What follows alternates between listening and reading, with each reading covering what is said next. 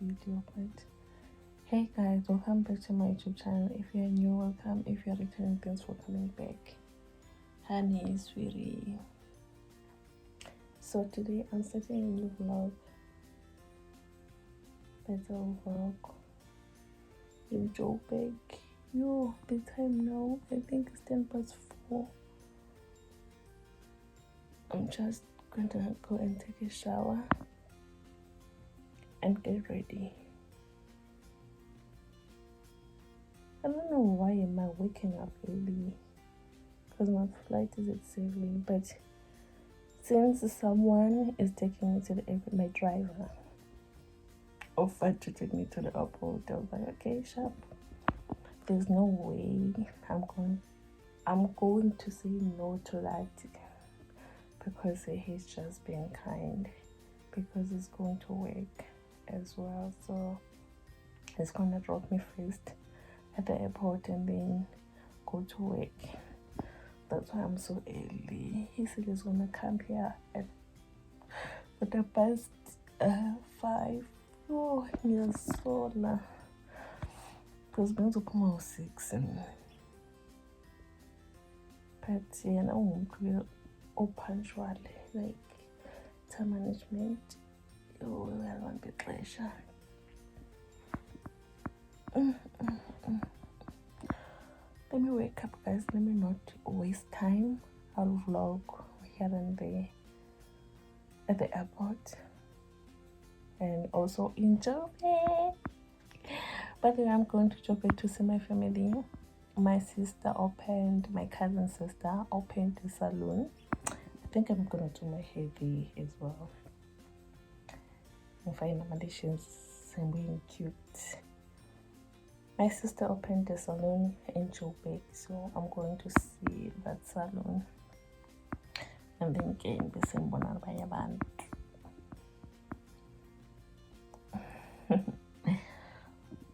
Wake up. So waking up in the morning is a scam. I don't like this feeling. I'm done taking a shower, so now I'm cleaning it. I can't wear my taggy because it is limited on 20 cases and now it.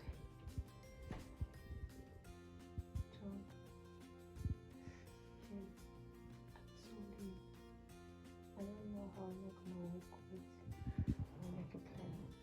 Even on my knee here, I think I'm swollen too. Like it's almost paid,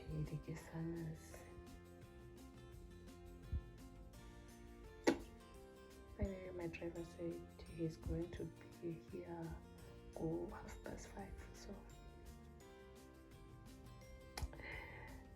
sabi siyang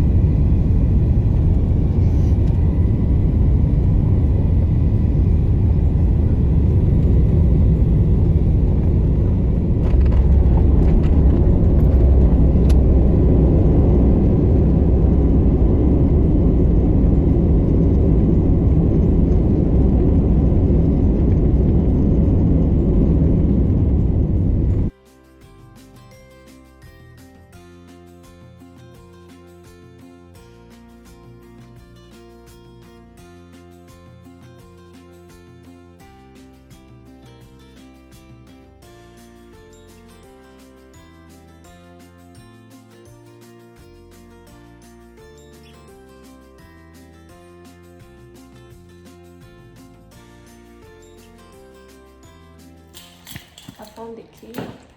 I'm just gonna take my bag and chill. I don't think I'll go somewhere today. I'm not in the mood. I'm not in the mood of doing anything. I think I'm just gonna eat and rest and wait for everyone to come back from work. And then we'll take it from there. Maybe I'll go to the salon tomorrow because I don't know. My catalyst is now.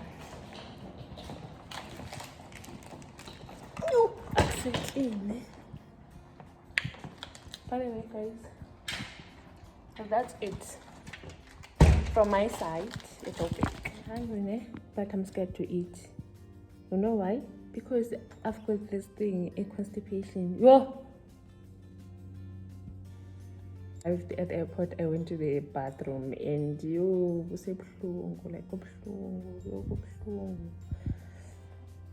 so I just wanna, I don't know. If you know something that can help me, please comment down below, because guys, I've been struggling with this thing, constipation, for almost 3 years now, because it started when in 2021, like I barely, yes, ngiyazidla ezo prawn juice, kiwi, but I think into iyangiqhela and then xa sendiqhelile ayisasebenzi anymore, so I don't know. Into zongibulala mapha lifeni, I think yiloo nto ke, constipation, because wow, what the heck. Let me just go and eat, guys, and see what I can do. Or maybe edit for Monday so that I can post something on Monday.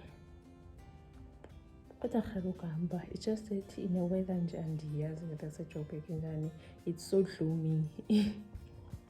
It's so gloomy, like nje iqumbile sun, and yes, iqumbile and and besides that, my knee is painful, so I don't know which routine. Maybe I'll end up going to the doctor, because right in this limousine in different India, there's trainings about you and the guys. Let me go, guys. Bye. I'll see you. I don't know when. As soon as I remember to pick up my phone and film for you, but I'll always make sure I take you guys with me every time.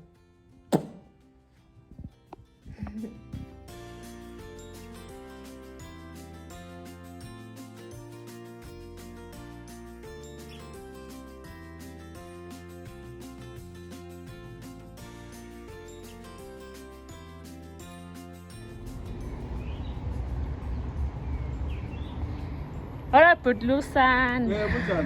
Ngiyaphila wena? Hayi ngiyaphila. Ufuna nawe go? Dizo salon, iphi salon?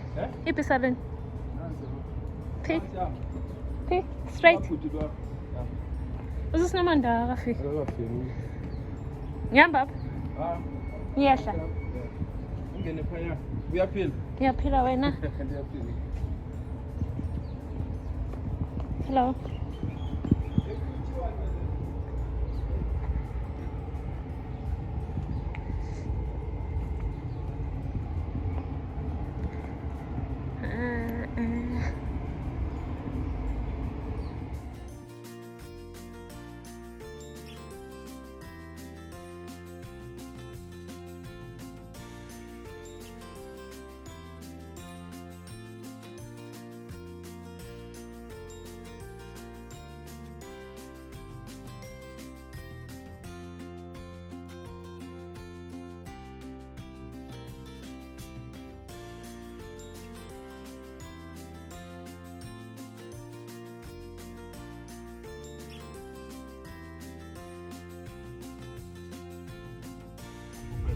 had at some stage been involved in this. They sold it off to a Dubai-based entity. There was some stuff around this in the Zondo Commission as well.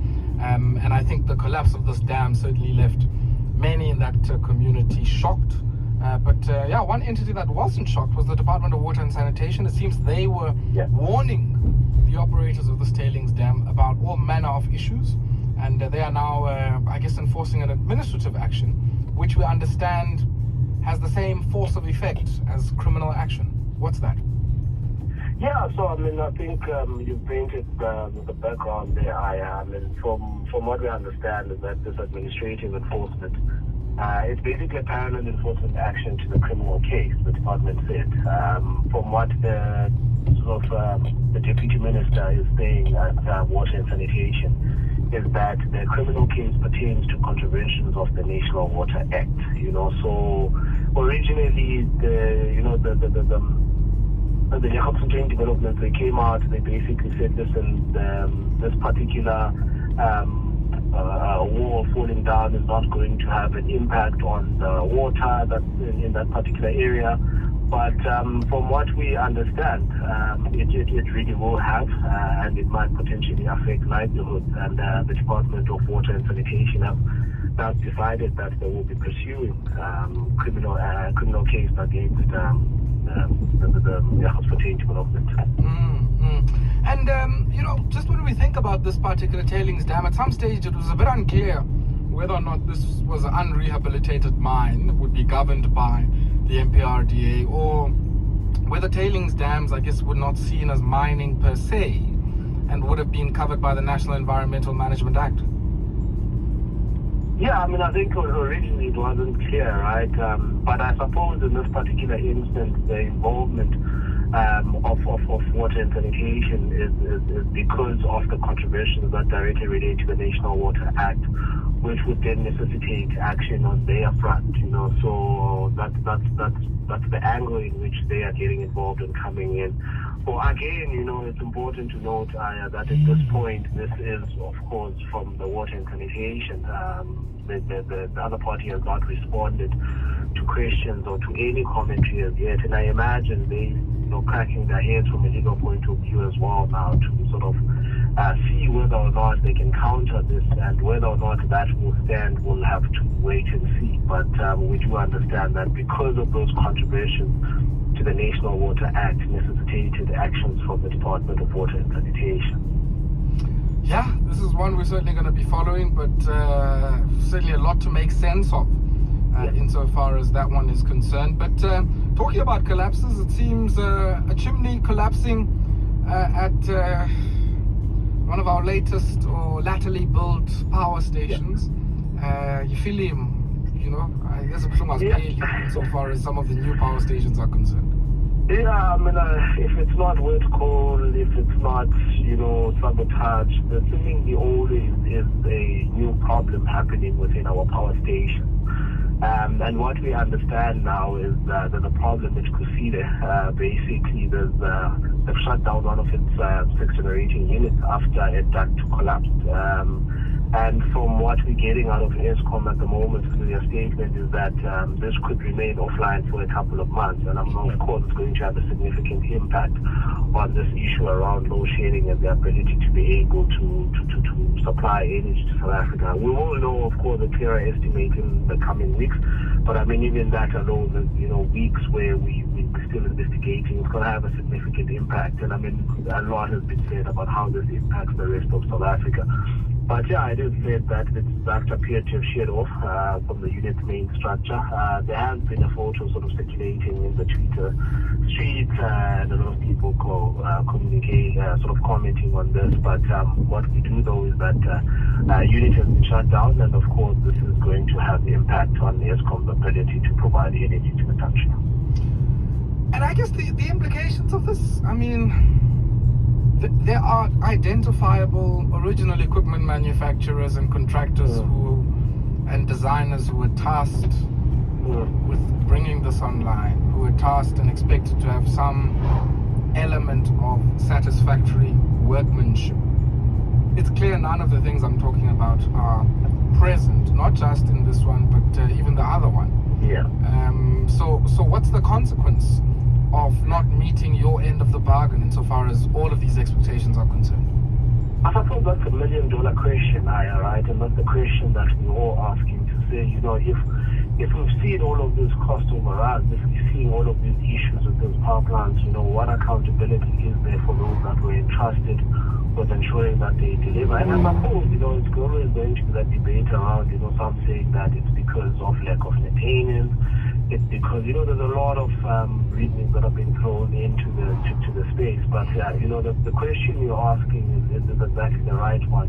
What consequences are there, right?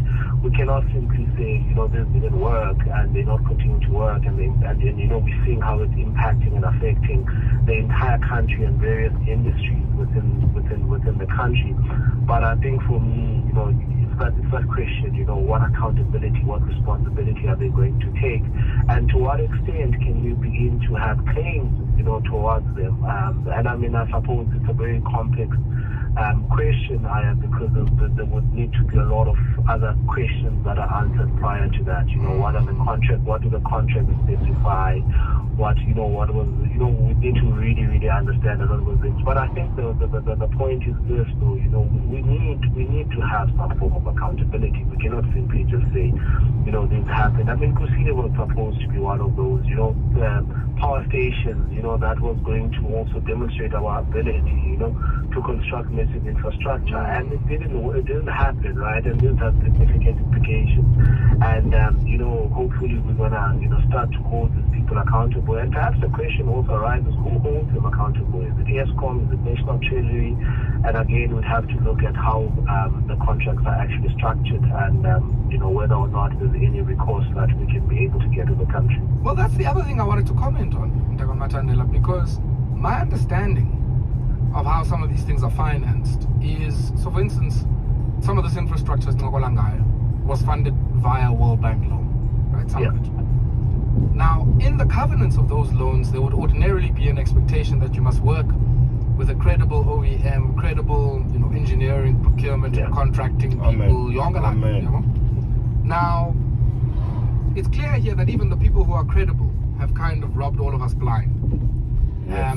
And surely one sphere of the accountability, yes, we expect those we voted for who exercise oversight, who sit in parliament, who sit in government, to also, demand that heads must roll, somebody must take accountability for these in very particular ways. But even those agreements of multilateral institutions should also, if they do not. I just realized that I don't have an outro for my video from Cape Town. So guys, don't forget to like, comment, and subscribe. By the way, I'm waking up now. I'm about to eat and go back to bed because my flight is at 8, 8 in the evening. So yeah. The weather said and also I forgot to vlog. Yo, and I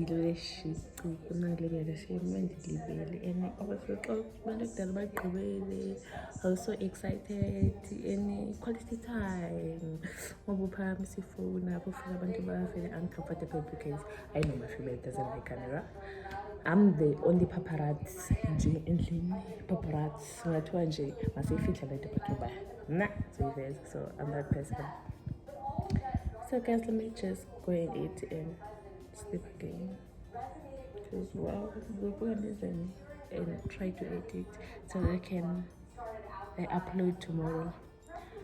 Yes, I think love it today and I Susa in the andizazi ngoba na upload them because usually I used to upload Mondays and Thursdays. Now I have to change my schedule. I have to upload the Tuesdays and Fridays.